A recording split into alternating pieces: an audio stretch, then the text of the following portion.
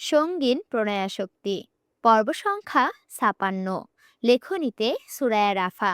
গল্প পাঠে আমি অরোরা ইসলাম। সুন্দর একটা দিনের সূচনা হলো ধরণীতে। বিগত ১৯ বছরের জীবনে যতগুলো সুন্দর সকাল পার করে এসেছে অরু, তার মধ্যে আজকের সকালটা অন্যতম।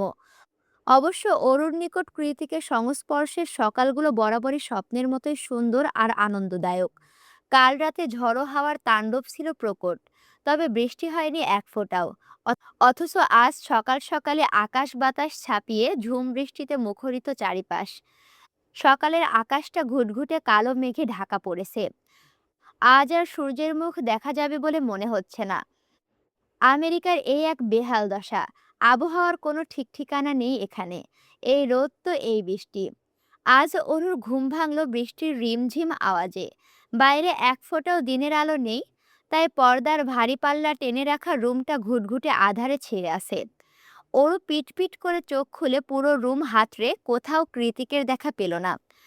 এই ঝুম বৃষ্টির মাঝে হুট করে কোথায় চলে গেল লোকটা, কে জানে। ওরও খুব বেশি ভাবল না। আড়মোড়া ভেঙে উঠে বসে স্বভাববশত বিছানায় হাতড়ে কৃতিকের ফোনটা তুলে নিতে চাইল হাতে।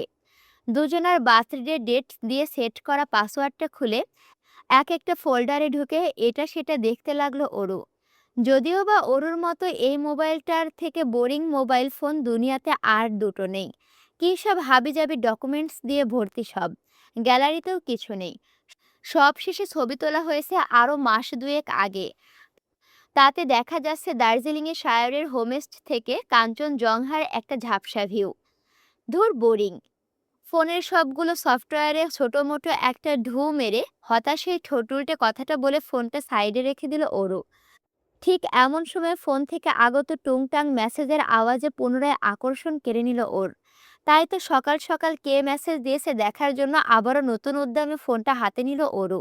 নোটিফিকেশনে ভাসছে অর্ণবের নাম, সাথে কিছু ভিডিও লিংক আর ছোট বার্তা। ডান ব্রো।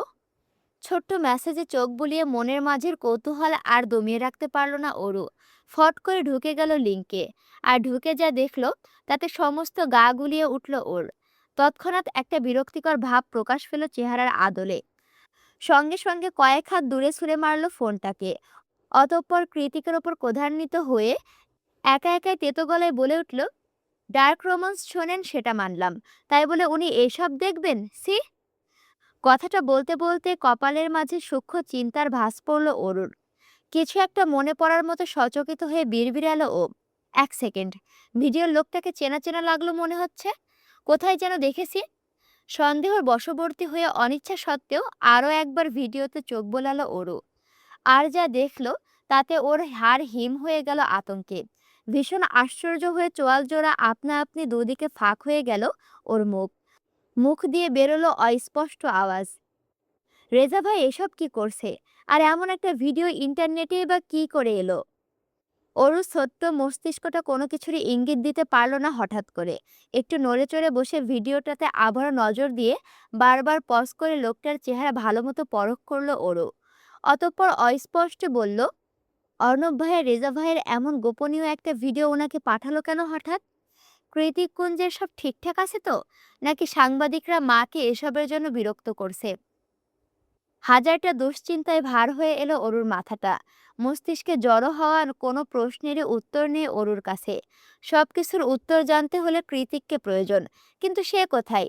শেষ প্রশ্নটা মস্তিষ্কে নাড়া দিতে কৃতিককে খোঁজার উদ্দেশ্যে মোবাইল সমেত রুম থেকে বেরিয়ে গেল অরু। তাড়াহুড়োয় ভুলেই গেল যে ওর পরনে এখনো কৃতিকের ওভারসাইজ টি শার্ট রয়েছে। জামাটা অন্তত বদলানো উচিত ছিল। এদিক সেদিক খুঁজে অবশেষে কৃতিকের দেখা মিলল জিমে। ছোট্ট ডুপ্লেক্স বাড়িটার সবচেয়ে বড় রুমটাই কৃতিকের ব্যক্তিগত জিমনেশিয়াম। যদিও বা এই রুমে খুবই কম আসা হয়েছে অরুর, কারণ জিমে ওর কাজ চাই বা কি। তাও আজ খুঁজতে খুঁজতে এখানে হদিশ মিলল কৃতিকের। অরু একটু উকিঝুঁকি দিয়ে ভেতরে ঢুকেই দেখল কৃতিক ট্রেডমিলের ওপর সামনে দৌড়াচ্ছে। ওর পরনে ওভারসাইজ বেগি প্যান্ট আর কালো রঙের স্যান্ডো গেঞ্জি। মাথাটা কালো ক্যাপ দিয়ে ঢাকা, তাও পেছন থেকে মাথার শেষ ভাগের সেলাইয়ের দাগগুলো স্পষ্ট দৃশ্যমান। চুল বড় হলে হয়তো ধীরে ধীরে ঢেকে যাবে সেগুলো, কিন্তু ছোট ছোট বাস কাটিং হেয়ার স্টাইলে যে গৌরবর্ণের জায়ান্ট কৃতিককে এতটা মানাবে সেটা বোধহয় অরুর কল্পনা অতীত। আর এই মুহূর্তে ট্রেডমিলের ওপর দৌড়াতে থাকা প্রাপ্তবয়স্ক সুদর্শন যুবকটির চওড়া বলিষ্ঠ পৃষ্ঠদেশের দিকে চেয়ে অষ্টাদশের মুখ থেকে একটাই শব্দ বেরোলো শুধু, হাউ ম্যানলি। অরুর আওয়াজ পেয়ে ট্রেডমিলের গতি কমালো কৃতিক। ধীর গতিতে দৌড়াতে দৌড়াতে অরুকে উদ্দেশ্য করে বলল, গুড মর্নিং বেবি। কৃতিকের মুখ থেকে পাওয়া সকাল সকাল উষ্ণ সম্বোধনে ভ্রম কেটে গেল অরুর। অন্য সময় হলে হয়তো এখন একটু ঢং করতে গিয়ে স্বামীর সাথে, কিন্তু এই মুহূর্তে এসবের জন্য একটুও সময় নেই ওর হাতে। নিজের অযাচিত ভাবনাগুলো বড়ই ভাবাচ্ছে অরুকে, যার দরুন সময় নষ্ট না করে কৃতিকের কাছে এগিয়ে গিয়ে ভিডিওটা প্লে করে ওর মুখের সামনে ধরলো অরু। থমথমে গলায় শুধালো, এসব কি? কৃতিক খানিকটা মিনারেল ওয়াটার পান করে নতুন উদ্যমে দৌড়াতে দৌড়াতে নির্বিকার ভঙ্গিতে জবাব দিল, তোমার মামাতো ভাই রেজার নুনুর ভিডিও। আচ্ছা, ১ মিনিট। আমার এত পরিমাণে হাসি আসছে। এই লাস্ট কথাটা, সরি, আমার এখনো কথা তোতলাচ্ছে। এই লাস্ট কথাটা আমি মনে হয় ৬ থেকে ৭ বার বলছি, বুঝছো? আল্লাহ! অরু দাঁত কটমটিয়ে বলল, সেটা আমিও দেখতে পাচ্ছি। কিন্তু আপনার ফোনে এসব কি করে এলো? কৃতিক ঠোঁট উল্টালো। গা ছাড়া একটা ভাব নিয়ে বলল, শুধু আমার ফোনে নয়, পৃথিবীতে যত সোশ্যাল মিডিয়া ইউজার মানুষ আছে সবার ফোনে এটা শো করছে। ছাত্রলীগ সভাপতির অপকর্ম ফাঁস। আরও কয়েকটা আছে, দেখবি নাকি? Enjoy it erotics. অবশ্য তোর আমার কাছে কিছুই না এসব। শেষ কথাটা বলে এক ভুরু উঁচিয়ে অরুর পানে শয়তানি হাসি নিক্ষেপ করলো কৃতিক। কৃতিকের হাসিতে গা জ্বলে উঠল অরুর। ও তৎক্ষণাৎ ঝাঁঝিয়ে উঠে বলল, চুপ করুন অসভ্য লোক, আপনি একটা অশ্লীল। কৃতিক ট্রেডমিলের থেকে নেমে কাঁধের ওপর তোয়ালে রেখে সেটা দ্বারা গলার ঘাম মুছতে মুছতে এগিয়ে গিয়ে বসলো এক কোণে রাখা ডিভানের ওপর। অতঃপর আঙুলের ইশারায় অরুকে কাছে ডেকে বলে উঠল, পৃথিবীর সব পুরুষই বইয়ের কাছে অসভ্য বেবি। আমার বন্ধু শায়েরকে দেখ না, সারা পৃথিবীর সামনে শুদ্ধ পুরুষ নামে খ্যাত হলেও গিয়ে দেখ, ব্যাটা দিন শেষে বইয়ের কাছে গিয়ে ঠিকই অশুদ্ধ হতে চায়। অরু কৃতিকের নিকট এগিয়ে এসে বিরক্তি নিয়ে বলল, আপনি কথা ঘোরাচ্ছেন। সত্যি করে বলুন, এসবের পেছনে আপনার হাত রয়েছে, তাই না? কৃতিক এবার নিজের অরুর ওপর ইশারা করে অরুকে বসতে বলল। অরু চোখ মুখ কালো করে ঠাস করে গিয়ে বসে পড়ল সেখানে।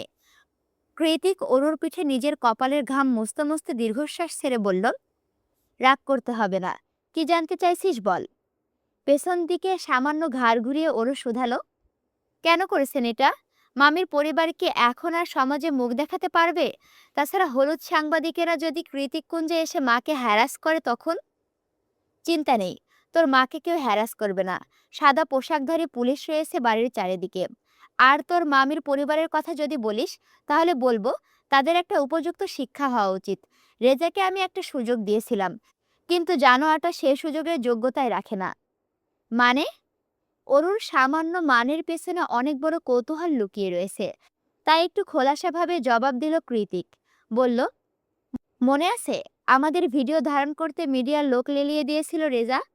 অরু হ্যাঁ সূচক মাথা নাড়লে কৃতিক বলে, ওই ভিডিওগুলো তখনই সংগ্রহ করেছিলাম। বাস্টারটা ক্ষমতার বদৌলতে রাত হলে মেয়েদের সাথে এসব নোংরামি করে বেড়াতো, আর দিনের বেলা সাধু সেজে মাইকের সামনে গিয়ে মানুষকে শান্তির বাণী শোনাতো। রেজা কিংবা ওর এসব নোংরা কাজকর্মে আমার কিছুই যায় আসতো না, যদি না ও আমার সাথে লাগতে আসতো। তখনই চেয়েছিলাম ওর সব অপকর্ম ফাঁস করে ওকে জেলে পাঠাবো, কিন্তু ওই যে একটা সুযোগ দিয়েছিলাম, মস্ত বড় ভুল করেছিলাম তখন, যার ফলস্বরূপ আমার কলিজা অবধি নজর দিয়ে ফেলেছে রাস্কেলটা। তবে কথাই আছে না, লাস্ট বাট নট লিস্ট, আমি ওর চোখ উপড়ে ফেলিনি, কিন্তু এমন ব্যবস্থা করেছি যে চোখ থাকতেও আর কোনোদিন চোখ তুলে কারো দিকে তাকিয়ে কথা বলার মতো মানসম্মানটুকু অবশিষ্ট নেই ওর। কথা বলতে বলতে কৃতিকের চোখ মুখের ভঙ্গিমা কেমন পাল্টে গিয়েছে। শান্ত নদীর মতো চোখ দুটোতে ফুটে উঠেছে কাঠিন্যতা। দেখেই বোঝা যাচ্ছে কৃতিক এখনো রেগে আছে। রেজার ভাগ্যটা ভালো যে ও আমেরিকাতে রয়েছে, নয়তো বাংলাদেশে থাকলে না জানি কি করতো রেজার সঙ্গে। হয়তো দেখা যেত সত্যি সত্যি রেজার চোখ দুটো হ্যামার দিয়ে গেলে দিত কৃতিক। কিসব উদ্ভট চিন্তা করতে করতে শরীর কাটা দিয়ে উঠল অরুর। আজে বাজে চিন্তা সব মাথা থেকে ঝেড়ে ফেলে একটা শুষ্ক ঢোক গিলে ও কৃতিককে শুধালো, এখন কোথায় আছে রেজা? জবাবে কৃতিক বলল, ভিডিও ভাইরাল হওয়ার পর থেকে পলাতক। ভুক্তভোগী মেয়েগুলো সব একে একে পুলিশের কাছে গিয়ে কমপ্লেন করেছে। সবাইকে চাকরি, রেশন, বিশ্ববিদ্যালয়ের হলের সিট, এসবের প্রলোভন দেখিয়ে দিনের পর দিন নিজের স্বার্থ হাসিল করত রেজা। ছাত্রলীগের নেতা বলে ভয়ে এতদিন কেউ মুখ খুলেনি কেউ। এবার সুযোগে সব অপকর্ম বেরিয়ে আসছে বদমাইশটার। কৃতিকের কথা শুনে চুপচাপ মুখের আধার নেমে বসে রইল অরু। দক্ষিণের জানালা দিয়ে বৃষ্টির ছাট এসে আছড়ে পড়ছে ওদের শরীরে। হঠাৎ ঠান্ডা জলের স্পর্শ পেয়ে জানালার দিকে এক পলক তাকালো। পুনরায় অরুর দিকে দৃষ্টিপাত করে কৃতিক শুধালো, মুড অফ? অরু এদিক ওদিক না সূচক মাথা নাড়াই। কৃতিক ওর কাঁধে চিবুক ঠেকিয়ে বেশ সিরিয়াস হয়ে বলল, অনেক তো হলো, এবার তো পড়াশোনাটা কন্টিনিউ করতে হবে বেবি। তোকে গ্র্যাজুয়েট হতে হবে। আমি সিদ্ধান্ত নিয়েছি, তোর গ্র্যাজুয়েশন কমপ্লিট না হওয়া পর্যন্ত আমরা আর বিডিতে ফিরবো না। লাস্ট 1 বছরে একটা সেমিস্টারও কমপ্লিট করতে পারিসনি। এদিক ওদিক করতে গিয়ে অনেক হয়েছে, ফাঁকিবাজি আর না। অরু নাক শিকই তুলে অসহায় মুখে বলল, কিন্তু আমার তো ইকোনমিক্স পড়তে একটুও ভালো লাগে না। উত্তরে কৃতিক বলছে, লাগতে হবে। ভবিষ্যতে জেকে গ্রুপে বসতে হবে। আমার পাশাপাশি বিজনেসের হাল ধরতে হবে। যেভাবে তোর মা আমার বাবার ছায়া হয়ে পাশে থেকেছিল, ঠিক সেভাবে। অরু তৎক্ষণাৎ পেছনে ঘুরে আশ্চর্য হয়ে বলল, আপনি কি চাইছেন আমিও আমার মায়ের সাথে কোম্পানি নিয়ে দ্বন্দ্বে লিপ্ত হই? অরুর কথার জবাবে তির্যক হাসল কৃতিক। অতঃপর বলল, আমি বেঁচে থাকতে তোর সাথে লাগতে আসার মতো কলিজা কারো নেই বেবি। কিন্তু আমি যখন না থাকবো, তখন তো তোর নিজেকে টিকিয়ে রাখতে হবে এই ক্রুয়েল পৃথিবীতে। আমাদের নিষিদ্ধ সম্পর্কের জের ধরে তোকে অনেকে অনেকভাবে হেয় করতে চাইবে। দেখবি কাছের মানুষরাও কেমন রূপ বদলে ফেলবে। তখন যদি তুই বিগেইনার হোস, তো তোর জন্য সবকিছু সামলানো খুব কঠিন হয়ে যাবে। নিজের দায়িত্ব বুঝে নিতে গিয়ে বিভিন্ন দিক থেকে বিভিন্নভাবে কটাক্ষের শিকার হতে পারিস, যা তোকে সামনে এগোতে দেবে না। কারণ ওরা চাইবে তুই যাতে ভেঙে পড়িস, ভেঙে পড়ে নিজের অধিকার ছেড়ে দিস। তাই আমি থাকতে থাকতেই আমার পাশে থেকে আমার হাত ধরে নিজের জায়গাটা নিজেই তৈরি করে নিতে হবে তোকে বেবি। আর এসবের জন্য পড়াশোনার কোনো বিকল্প নেই। কৃতিকের এত সব জ্ঞানের বাণী কানে ঢুকলো না অরুর। বরং ও বেশ বিরক্ত হয়ে কৃতিকের দিকে সম্পূর্ণ ঘুরে তাকিয়ে বলল, আপনি থাকতে থাকতে মানে? আমায় ছেড়ে কোথায় যাবেন আপনি? কিছুদিন আগে এত বড় একটা অ্যাক্সিডেন্ট হলো, এখন আবার এসব বলছেন? আমার একটুও ভালো লাগছে না আপনার কথাবার্তা। চুপ করুন এক্ষুনি। কৃতিক মৃদু হেসে অরুর খোলা চুলে হাত বুলিয়ে শান্ত স্বরে বলল, এটা তো কথার কথা বললাম বেবি। তবে যা বলেছি খুব ভেবেচিন্তে চিরন্তন সত্য কথাগুলোই বলেছি। তুই জানিস আমি আবেগে গা ভাসানোর মানুষ নই। তাই তিক্ত হলেও সত্যি বলতে আমার মুখ বাঁধে না। অরু ঠোঁট উল্টে কাঁদো কাঁদো গলায় বলল, তাই বলে এসব বলবেন? কৃতিক অরুর কলার বোনের ভাঁজের টুকরো চুমু খেয়ে বলল, বলবো না। তার আগে তুই বল, তুই পড়াশোনা শুরু করবি এবং সিরিয়াস হবি? অরু একটু ভাবলো, পরক্ষণে ছোট ছোট চোখ করে কৃতিকের দিকে নজর দিয়ে বলল, ঠিক আছে পড়বো, তবে একটা শর্ত। কি শর্ত? কৃতিকের বুকের ওপর নিজের পিঠ ছেড়ে দিয়ে আবদারের স্বরে অরু বলল, পড়াশোনার পাশাপাশি আমি উপন্যাস লিখতে চাই। এটা আমার স্বপ্ন। না করতে পারবেন না কিন্তু। অরুর কথার প্রত্যুত্তরে একটা দীর্ঘশ্বাস ছেড়ে হার মেনে নেওয়ার মতো করেই কৃতিক অসহায় গলায় বলল, ইউ ক্যান ডু ইট। কৃতিকের আশকারা পেয়ে অরু এবার আবদারে ঝুড়ি খুলে বসলো। এক নাগারে বলতে লাগলো সব। আর আমি সকালে ব্রেকফাস্টও বানাতে চাই। You can. এই বাড়িটাকে নতুন করে ডেকোরেট করতে চাই। You can. নীলিমার সাথে দেখা করতে চাই। You can. ডোরাকে এনে দিন। You can. কৃতিকের শেষ কথাতে থেমে গেল অরু। ডোরাকে এনে দিতে বলার সাথে সাথে ইউক্যানের কি সম্পর্ক ঠিক বুঝে উঠতে না পেরে চৌকিতে পাশে ফিরে তাকায় অরু।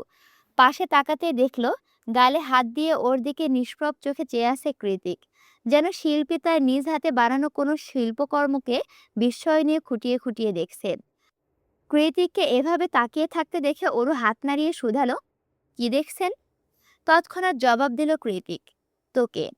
কৃতিকের কথায় খানিকটা লজ্জা পেয়ে নিজের ঠোঁট কামড়ে ধরে মাথা নুইয়ে ফেলল অরু। অরুকে লজ্জা পেতে দেখে কৃতিক এবার শটান বসে কাটকাট গলায় বলল, লেনদেনে আমি খুব কড়া অরু। তোকে আমি বিনা শর্তে কত কিছুর অনুমতি দিয়ে দিলাম, বিনিময়ে আমি কি পাবো? অরু হেসে বলল, আপনার তো সবই আছে, আর কি চাই? Right now you have to shower with me. আপাতত এটাই চাই, লেটস গো। যদিও কৃতিকের চাহিদার কথা শুনে বিশাল বড় একটা ঝাটকা খেলো অরু, তবে কৃতিক তার ধার ধারল না মোটেই, বরং অরুকে টেনে হিঁচড়ে সাথে করে নিয়ে ত্যাগ করলো জিম রুম। নদীর স্রোতের মতোই কলকলিয়ে বয়ে যায় সময়, চোখের পলকে খসখস করে উল্টে যায় ক্যালেন্ডারের পাতা। মিনিট, ঘন্টা, দিন, রাত, পরবর্তীতে মাসের পর মাস কিভাবে যে সময় চলে যায় তা আর ঠাহর করা দুষ্কর। স্থান কাল ভেদে সময়ের এই বিবর্তন কিছুটা মিশ্র প্রতিফলন ফেলে রেখে যায় মানুষের মাঝে। কেউ মরীচিকার মতো হাতড়ে বেড়ায় পুরনো ফেলে আসা স্মৃতি, কেউ বা এক বুক আশা নিয়ে প্রতীক্ষা করে নতুনের আগমনী বার্তার। আজ তেমন একটা সুন্দর দিন, এলিসার বেবি শাওয়ার আজ। দেখতে দেখতে কখন যে 7টা মাস পেরিয়ে গেল, পেটের মাঝে একটু একটু করে বেড়ে ওঠা সত্তাটাও আসার সময় হয়ে গেল, অথচ কোনো কিছুই সেভাবে অনুভব করতে পারল না এলিসা। কি করেই বা পারবে? গত 7 মাসে প্রেগন্যান্সি সিকনেস ওর ধারে কাছেও ঘেঁষতে পারেনি। বেবি বাম্প নিয়ে কর্পোরেট অফিসে ফুল টাইম ডিউটি করেই গিয়েছে পুরো সময়টাতে। কিন্তু এতগুলো দিন পেরিয়ে এলিসার নিজেরও মনে হলো এখন একটু অর্ণবের কথা শোনা প্রয়োজন। বাচ্চাটা গর্ভে বড় হচ্ছে, তারও তো ভালো থাকা মন্দ থাকার ব্যাপারে রয়েছে। তাছাড়া অর্ণব সে 3 মাস ধরে ঘ্যান ঘ্যান করছে যাতে এলিসা এবার একটু শান্ত হয়। অবশেষে 7 মাসের মাথায় এসে বাচ্চাটার মুখ চেয়ে এত ভালো কর্পোরেটের জবটা ছেড়ে দিল এলিসা। আর আজকে যে বেবি শাওয়ারের এত বড় আয়োজন, সেটা মূলত সায়র, কৃতিক আর অর্ণবের প্ল্যান। ওদের তিনজনের একটা মাত্রই মেয়ে বেস্ট ফ্রেন্ড। অবশ্যই সে প্রিন্সেস ট্রিটমেন্ট ডিজার্ভ করে। যতই হোক, ওদের চারজনের মধ্যে আর কেউ কোনোদিন মা হবে না, যা হবে সব বাবা। বেবি শাওয়ারের আয়োজন করা হয়েছে বেশ জাঁকজমকভাবে। চারিদিকে ল্যান্টার্ন আর সফটিকের রোশনাই এই পুরো হলরুমটা ঝিলমিল করছে। পুরো অনুষ্ঠানের থিম আজ স্কাই ব্লু। এলিসাকে থিমের সাথে মিলিয়ে আকাশি রঙের গ্রাউন্ড আর পার্লের মুকুট পরানো হয়েছে, তাতে গুটি ইংরেজি অক্ষরে লেখা মম টু বি। অর্ণব ও এলিসার সাথে মিলিয়ে স্কাই ব্লু রঙের স্যুট জড়িয়েছে গায়ে। বইয়ের সাথে রং মিলিয়ে জামা কাপড় পরার অভ্যাসটা আর গেল না ছেলেটার। কিন্তু আশ্চর্যের বিষয় হলো, আজকে এলিসা একটুও রেগে নেই অর্ণবের ওপর, বরং নিজের বেস্ট ফ্রেন্ডের মতো হাজবেন্ডের গলা জড়িয়ে ধরে একের পর এক ফটোতে পোজ দেওয়ায় ভীষণ ব্যস্ত সে। হলের এক কোণে ডোরাকে কোলে নিয়ে দাঁড়িয়ে এলিসা অর্ণবকে দেখে মৃদু হাসল ওরও। অতঃপর চোখ ঘুরিয়ে তাকালো প্রত্যয় আর অনুর দিকে। গত মাসে আমেরিকায় এসেছে অনু। আসলে এসেছে বললে ভুল হবে, প্রত্যয় জোর করে নিজের সাথে নিয়ে এসেছে অনুকে। কারণ অনু 2 মাসের অন্তঃসত্ত্বা। মাঝখানে কোম্পানির কাজে বেশ কয়েক মাস দেশে ছিল প্রত্যয়। পরে যখন অনুর এই অবস্থা হলো, তখন নিজের অনাগত সন্তানের সুরক্ষার কথা চিন্তা করে আর একা একা ইউএসএতে ফিরতে পারল না প্রত্যয়। একজন দায়িত্বশীল স্বামী আর সন্তানের মতোই আব্বু আম্মু স্ত্রী সমেত ফিরে এলো সে। প্রত্যয়ের ছোট্ট অ্যাপার্টমেন্টে এখন প্রতিনিয়ত খুশির ফোয়ারা বয়ে যায়। মাঝে মধ্যে তো ওরও এসে যোগ দেয় ওদের পারিবারিক আড্ডায়। তারপর সন্ধ্যা হয়ে এলে কোথা থেকে যেন কৃতিক ফিরে এসে ঠিক সময় মতো নিয়ে যায় ছোট্ট বউকে। বউটো নিয়ে আবার রাত্রিবেলা একদমই রিস্ক নেয় না সে। ওরুকে কাছে না পেলে যদি ঘুম না হয়, সেই দুশ্চিন্তায়। স্বভাবটা যে শুধুমাত্র কৃতিকেরই তেমনটা বললে মিথ্যা হবে। আজকাল ওরও তো ঘুম হয় না মানুষটার শক্ত চওড়া ঢেউ খেলানো বুকে মাথা না ঠেকালে। কিরে, কি ভাবছিস? নীলিমার অকস্মাৎ যাকে ভাবনার সুতো ছিল ওরুর। ধ্যান ভেঙে গেলে ওরু আস্তে করে ঘাড় ঘোরালো নীলিমার পানে। শ্যামা মেয়েটাকে আজ এই অফ হোয়াইট গাউনে চমৎকার লাগছে। কি সুন্দর গ্রাউনের সাথে ম্যাচিং করে হেয়ার স্টাইল করেছে, পুরোই ডিজনি প্রিন্সেস সিন্ড্রেলা। অবশ্য নীলিমার এই পরিপাটি সাজগোজের পেছনে শায়রের অবদানই সবচেয়ে বেশি। কারণ আগে পরে যে কোনো পার্টি ফাংশনে নিজের পার্সোনাল স্টাইলিস্টকে দিয়ে নীলিমার ড্রেস আপ করাই শায়র। ওই জন্যই প্রত্যেকবারই চমৎকার লাগে নীলিমাকে, যেন কোনো স্বর্গপরী। পারফেকশনের ঊর্ধ্বে যা থাকে তাই হলো নীলিমা।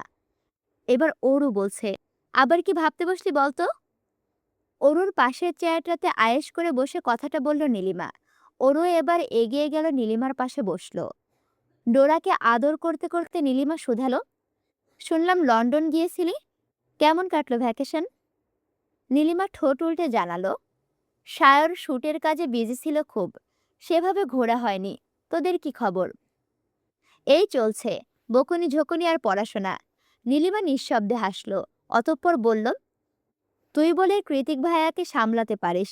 অন্য কেউ হলে নির্ঘাত মুখ চালাতে গিয়ে উনার হাতে মার খেয়ে ভর্তা হয়ে যেত। নীলিমার কথা শুনে ওরও মৃদু হেসে কৃতিকের পানে চাইল, যে এই মুহূর্তে হলের এক কোণে দাঁড়িয়ে অতিথিদের সাথে কুশল বিনিময়ে ব্যস্ত সময় পার করছে। পরনে ফুল ব্ল্যাক স্যুট তার, কানে লাগানো ইয়ারপড, হাতের ঘড়ি, এমনকি টাইটা অবধি কালো রঙের। কৃতিকের চুল বড় হয়ে গিয়েছে এখন, সেই সাথে আগের মতো ঘাড় ছুঁই ছুঁই লম্বা চুলগুলো বেশ স্টাইলিশ করে সেট করা। পা থেকে মাথা পর্যন্ত কালো রং দিয়ে আবৃত গৌরবর্ণের লোকটাকে দেখে সবার আড়ালে লাজুক হাসল ওরও। এই ভেবে লাজুক হাসল যে এই ড্যাশিং হ্যান্ডসাম হিরোদের মতো দেখতে ছেলেটা তার প্রতি কি ভীষণভাবে আসক্ত। গত ৭ মাসে কতবার কত রকম ভাবেই না পাগলামি করেছে তার সাথে। প্রয়োজনে শাসন করেছে, নিজের রাগ সংবরণ করতে না পারলে একটু অতিরিক্তই করেছে। তবে দিন শেষে ঠিকই অরুর রাগ ভাঙাতে উঠে পড়ে লেগেছে। নিজেকে যতটা অসহায় প্রমাণ করলে অরুর মন টলবে, ঠিক ততটাই দুর্বল হয়েছে সে। সেই সময়গুলোতে কোথায় যেন উবে যায় কৃতিকের ম্যানলি ইগো। পাশে এসে ভর করে আদর্শ স্বামী হওয়ার ভীষণ পায় তারা। তবে পুরো পৃথিবী সেই ভেতরকার জ্ঞানকৃতিককে আবিষ্কার করতে পারেনি কোনো কালেই, যা অরু পেরেছে। অরুকে যদি কেউ কখনো জিজ্ঞেস করে, এই বদমেজাজি উগ্র লোকটার সাথে কি করে থাকো বলো তো, অরু তখন একগাল হেসে জবাব দেয়, তোমরা যা জানো না তা কেবল আমিই জানি। কারণ আমি ওনার উগ্রতা নয়, ভালোবাসার মাপকাঠিতে তলিয়ে আছি। যেখানে ওনার এক বুক ভালোবাসার রাজ্যে উগ্রতা নিছকই এক কীটপতঙ্গ মাত্র। ভালোবেসে সেইটুকুও সহ্য করতে না পারলে ভালোটাই আর বাসলাম কই। কৃতিকের দিকে সে তখন থেকে শুকনো মুখে চেয়ে আছে দেখে নীলিমা অরুকে কনুই দিয়ে খোঁচা মেরে এলিসাকে দেখিয়ে বলল, তবে যাই বলিস না কেন, অনু আপা আর এলিসা আপু কিন্তু এগিয়ে গেল আমাদের চেয়ে। এলিসার ভরাট গোলুমোলু চেহারাটার দিকে চেয়ে আফসোসের সুরে অরু বলে ওঠে, ঠিকই বলেছিস, ওরা সত্যিই লাকি। অরুর আফসোস শুনে মনটা ভার হয়ে এলো নীলিমার। পরক্ষণে বুদ্ধিমানদের মতো চট করে নীলিমা বলে উঠল, বেবি নিলে কেমন হয় বলতো? আমি তো সায়রকে বললেই ও বেবি নেওয়ার জন্য লাফিয়ে উঠবে। ওর মুখ কাচুমাচু করে কৃতিকের দিকে দৃষ্টিপাত করে দীর্ঘশ্বাস ছেড়ে বলল, তুই তো চাইলেই পেয়ে যাবি, কিন্তু আমার যে অনুমতি নিতে হবে। ওরু যখন কথাগুলো বলছিল, ঠিক তখনই স্টেজ থেকে বল নাচের ঘোষণা করলো ক্যাথলিন আর তার ফিয়ন্সে। ঘোষণা শুনে শায়রের সঙ্গে বল নাচ করবে বলে তৎক্ষণাৎ খুশিতে লাফিয়ে উঠল নীলিমা। আনন্দে আত্মহারা হয়ে খুশিতে করতালি দিয়ে নীলিমা জায়গা ছেড়ে উঠে গিয়ে পুনরায় ফিরে এসে ওরুর কানে কানে হিসিয়ে বলে গেল, এই সুযোগে জিজুকে কনভেন্স করে ফেল, দেখবি নাচতে নাচতে হ্যাঁ বলে দেবে। চলুন ডান্স করব। আচমকা সুপরিচিত রিনরিনে আওয়াজটা কর্ণকহরে পৌঁছাতেই কানের একটা এয়ারপোর্ট খুলে প্রশ্নসূচক দৃষ্টিতে পাশে তাকালো কৃতিক। দেখলো ওর দিকেই চোখ বড় বড় করে তাকিয়ে ঠোঁট উল্টে দাঁড়িয়ে আছে অরুক। অরুর এমন গদগদ ভাবসাব দেখে হাসি পেল কৃতিকের। তবে ও হাসলো না, নিজেকে যথাসম্ভব সংবরণ করে। মুখের আদলে কৃত্রিম গাম্ভীর্য টেনে এক ভুরু উঁচিয়ে শুধালো, কাহিনী কি? কোনো কাহিনী নেই, চলুন তো, সবাই নাচ করছে। কোনো রকমের জবাবদিহিতা ছাড়াই এক প্রকার টেনে টুনে কৃতিককে বলনাচের মঞ্চে নিয়ে গেল অরূপ। এখানের পরিবেশটাই অন্যরকম। সবাই নিরিবিলি পার্টনারের সাথে কোমর দোলাচ্ছে আর একটা হ্যাপি মোমেন্টের সাক্ষী হচ্ছে। এলিসাকেও খুব সাবধানে আঙুলের মাথায় ঘোরাচ্ছে অর্ণব। তবে আজকের বল নাচের স্টেজে দাঁড়িয়ে হুট করে সে প্রথম দিনের কথা মনে পড়ে গেল কৃতিকের, যখন ওর সামনের মেয়েটা স্বয়ং ওরই ছিল। কিন্তু মেয়েটার দু চোখে ছিল অনিশ্চয়তা আর শঙ্কার ছড়াছড়ি। ভীত হরিণীর মতো একরতি শরীর নিয়ে কৃতিকের বাহুতে সেদিন কুকড়ে ছিল ওরূপ। আর শেষমেশ কিছু না বলে হুট করে এক পায়ের নুপুর ফেলে রেখেই পালিয়ে গিয়েছিল মেয়েটা। অথচ আজ মেয়েটার দু চোখে রয়েছে নিদারুণ চঞ্চলতা, নেই বিন্দুমাত্র সংশয়, আর না তো আছে কোনরূপ অনিশ্চয়তা। একরাশ খুশির পারদ যেন উপসে পড়ছে তার হাস্যোজ্জ্বল মুখখানা থেকে, যা চাইলেও টাকার বিনিময়ে কিনে নিতে পারবে না কৃতিক। অগত্যায় অরুর খুশিতে খানিকটা ঢেউ তুলে দিয়ে ওর কোমরে চেপে ধরে নিজের কাছে টেনে নিয়ে এলো হঠাৎ। অরু ভরকালো না, বরং নিজের হাতটাকে তুলে রাখলো কৃতিকের কাঁধের ওপর। তারপর শুরু করলো দুজন দুজনের সাথে গানের তালে পা মেলানো। ল্যাভেন্ডার কালারের গ্রাউন্ড, সাথে স্মোকি আইশ্যাডো আর হালকা স্টোনের জুয়েলারিতে ওরুকে মারাত্মক সুন্দর লাগছে। কৃতিক কমপ্লিমেন্ট দিতে জানে না খুব একটা, তবুও আজ অরুর সব সংশয় কাটিয়ে দিতে ওকে ঘোরাতে ঘোরাতে হাসকি স্বরে বলে উঠল, তোকে অপরূপ লাগছে বেবি। অরু হাসল সামান্য, তারপর আবারও চোখ রাখলো কৃতিকের কালো চোখের মণিতে। মুহূর্তে দুজন দুজনের চোখে চোখ রেখে হারিয়ে গেল গভীরে। চোখে চোখে হাজার কথা আদান প্রদান হলো ওদের, বোধ করি চারিদিকে প্রেম প্রেম সুগন্ধ। পৃথিবীর সকল চিন্তা ভুলে গিয়ে হুট করে কৃতিকের মনে হচ্ছে আশেপাশে একজোড়া চোখ ছাড়া কিছুই নেই। কোনো মানুষ নেই, কোনো শব্দ নেই, কোনো বস্তু নেই, কেউ নেই। আছে শুধু দুজনার তৃষ্ণার্ত চোখ, যার ঘোলাটে চাহনি দেখে মনে হয় একে অপরের দিকে জনম জনম তাকিয়ে থাকলে সেই তৃষ্ণা মিটবে না কোনোদিন। উল্টো দিনকে দিন বেড়েই যাবে তাকে দেখার তীব্র আকাঙ্ক্ষায়। দুটো চোখ নেশার ঘোরে বুঁদ। তখনও পারিপার্শ্বিক সকল আওয়াজ ছাপিয়ে মিষ্টি একটা সুরেলা গলা ভেসে এলো ওদের দুজনার। সেই গানে আরো একবার সবকিছুর ঊর্ধ্বে গিয়ে মনের মাঝে ভালোবাসার হালকা জ্বলে উঠেছিল দুজনার। খুব কাছেই কেউ একজন প্রাণ দিয়ে গাইছে, I have died every day waiting for you, darling don't be afraid, I have loved you for 1,000 years, I will love you for 1,000 years। আচ্ছা, এটা কিন্তু ইংলিশ সং। আমি এবার, তোমরা আবার বললো না যে আমি কেন সুর দিয়ে বললাম না। ভাই, আমি বাংলার গায়িকা, বাংলার গরিবের গায়িকা, বুঝছো? আমি ওই ইংলিশ গান গাতে পারবো না, বুঝলা? যাই হোক, একটু মজা করেই বললাম। কৃতিক যখন অরুর চোখের অতল গহ্বরে ডুবে যাচ্ছিল, ব্যস্ত হয়ে ওর চোখের মাঝে নিজের সত্তাটাকে খোঁজার আপ্রাণ চেষ্টা করছিল, ঠিক সেই মুহূর্তে সকল রোমান্টিকতায় এক বালতি জল ঢেলে দিয়ে অরু ঠাস করে বলে ওঠে, আমার বাবু চাই। অরুর এহেন আবদার শুনে ভুরুজোড়া কুঁচকে গেল কৃতিকের। চোখে কয়েকবার পলক ফেলে নিজেকে স্বাভাবিক করে উল্টো প্রশ্ন ছুড়ল কৃতিক, কি কি চাই? অরু চোখের ইশারায় এলিসাকে দেখালো যে এই মুহূর্তে ডিভানে বসে বসে পেস্ট্রি কেক খাচ্ছে। এলিসাকে এক ঝলক পরখ করে কৃতিক অরুর পানে তাকিয়ে বলল, তো আমারও বাবু চাই। অরুর কথার প্রত্যুত্তরে কৃতিক ভাবলেশীন গলায় বলল, হ্যাঁ, তোর তো বাবু আছেই, ডোরা না তোর মেয়ে। কৃতিক ইচ্ছে করে কথা ঘোরাচ্ছে, তিল থেকে তাল বানাচ্ছে। ব্যাপারটা বুঝতে পেরে তেতে উঠল অরু। বিরক্ত কণ্ঠে বলল, এই বাবু সেই বাবু না, এলিসা আপুর মতো বাবু চাই আমার, আপার মতো বাবু চাই আমার। কৃতিক গম্ভীর গলায় বলে উঠল, বাবু কি হাতের মোয়া যে চাইলেই পাওয়া যাবে? ওর ঠোঁট উল্টে ওর ঠোঁট উল্টে বলল, এনে দিন, আমি জানি সব পারেন আপনি। কৃতিক অরুর কপালে আলতো চুমু খেয়ে জানালো, এখন নয়, একটু বড় হ, ঠিক সময় মতো পেয়ে যাবি। কৃতিকের কথার পাশে অরু রেগে মেগে কিছু বলবে তার আগে অর্ণব আর সায়র এসে কি দরকারে যেন ডেকে নিয়ে গেল কৃতিককে। যাওয়ার আগে পেছন ঘুরে অরুর উদ্দেশ্যে কৃতিক বলল, এখানে দাঁড়িয়ে থাকিস না বেবি, ওদিকে গিয়ে বস, স্টেজটা পিচ্ছিল, সামলাতে পারবি না। কৃতিকের এত কেয়ারিং এই মুহূর্তে আদিক্ষেতার মতোই বিরক্ত ঠেকল অরুর নিকট, যার দরুন রাগে দুঃখে অরু একাই নাচতে শুরু করলো পাগলের মতো। যদিও বা জীবনের প্রথমবার 4 ইঞ্চি পেন্সিল হিল পরে নাচতে গিয়ে অরু জুত করতে পারল না খুব একটা। কয়েক মিনিটের মাথাতে কৃতিক যে ওকে এতক্ষণ সামনে রেখেছিল তার হাতে নাতে প্রমাণস্বরূপ পা মচকে পড়ে গেল মেঝেতে। অরু এভাবে পড়ে গিয়েছে দেখে দ্রুত ছুটে এলো অনু, উদ্বিগ্ন কণ্ঠে শুধালো, কিরে, এভাবে পড়ে গেলে কি করে? ব্যথা পেয়েছিস কোথাও? অরু মাথা তুলে অসহায় স্বরে বলে উঠল, পায়ে ভর দিতে পারছি না আপা, মনে হচ্ছে মচকে গিয়েছে। অনু একটা দীর্ঘশ্বাস ছেড়ে শক্ত হাতে বোনকে তুলে এক সাইডে নিয়ে এসে বসিয়ে দিল চেয়ারে। অরু হঠাৎ হঠাৎ ব্যথায় চোখ মুখ খিচিয়ে ফেলছে, তা দেখে অনু বলল, তুই বস, আমি এক্ষুনি বরফ ম্যানেজ করে নিয়ে আসছি, বরফ লাগালে ব্যথা কমবে আশা করি। কথাটা বলে অরুকে বসিয়ে রেখে দ্রুত কোথাও চলে গেল অনু। ওদিকে অরু ব্যথা পেয়েছে শুনে কই থেকে যেন হন্তদন্ত হয়ে ছুটে এলো কৃতিক। আশেপাশে তখনও সবাই ছিল, কিন্তু কৃতিককে দেখতে পেয়ে ওদেরকে স্পেস দিয়ে যে যার মতো চলে গেল সবাই। কতবার বলেছি এসব হাই হিল পরতে হবে না, তবুও জেদ ধরে পড়লি, এখন ব্যথাটা কে পেল শুনি? ইস, গোড়ালিটা কালচে হয়ে গিয়েছে একদম। অরুর সামনে হাঁটু মুড়ে বসে ওর পা থেকে জুতোটা খুলতে খুলতে রাগী গলায় অরুকে ধমকালো কৃতিক।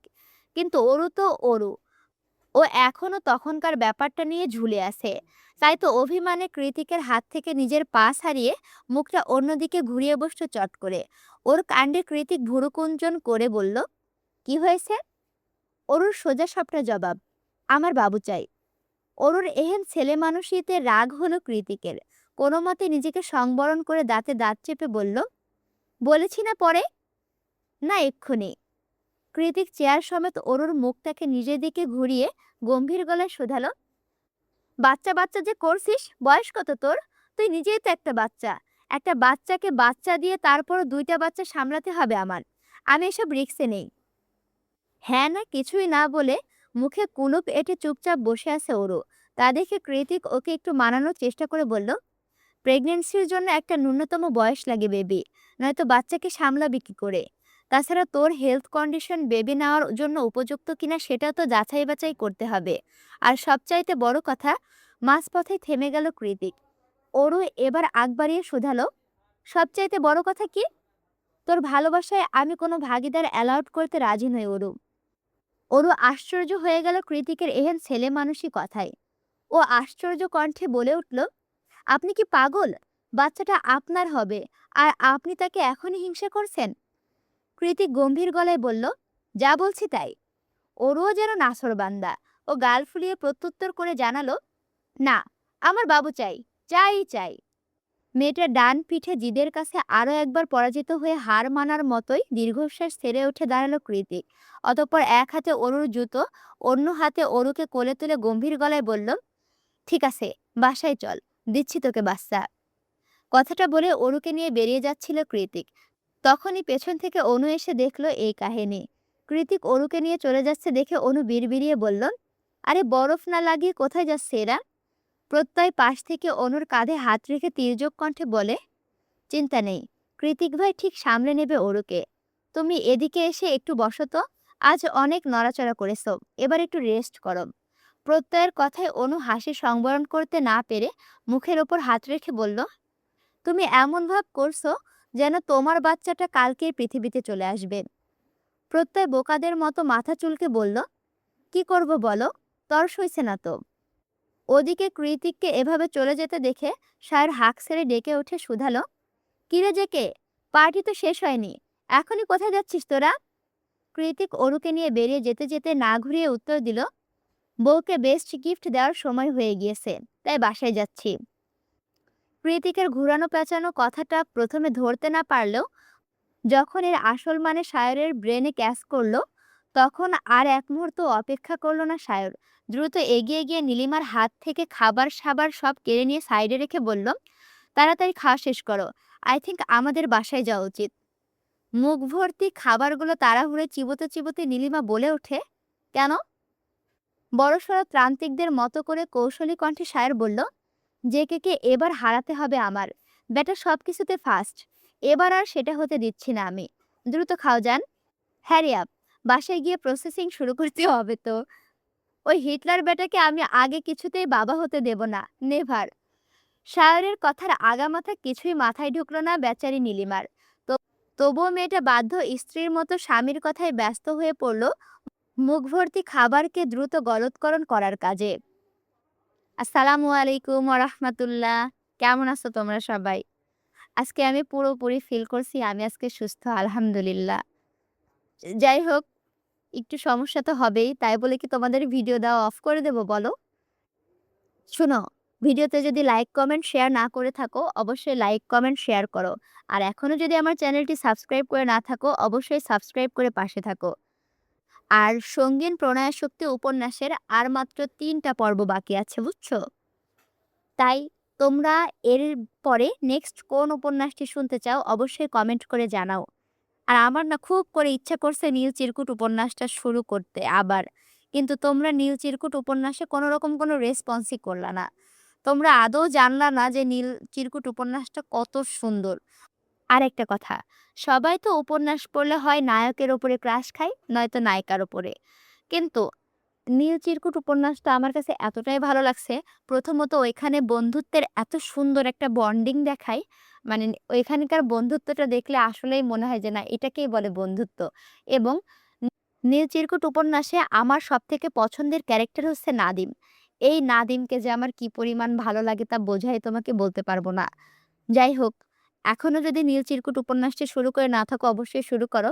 আর খুব শীঘ্রই নীল চিরকুট উপন্যাসের বাকি পর্বগুলো আমি নিয়ে আসবো ইনশাআল্লাহ। দেখা হচ্ছে পরবর্তী ভিডিওতে। আমি তোমাদের সাথে আছি, তোমাদের অপ্রিয় পাঠিকা অরোরা ইসলাম। আল্লাহ হাফেজ।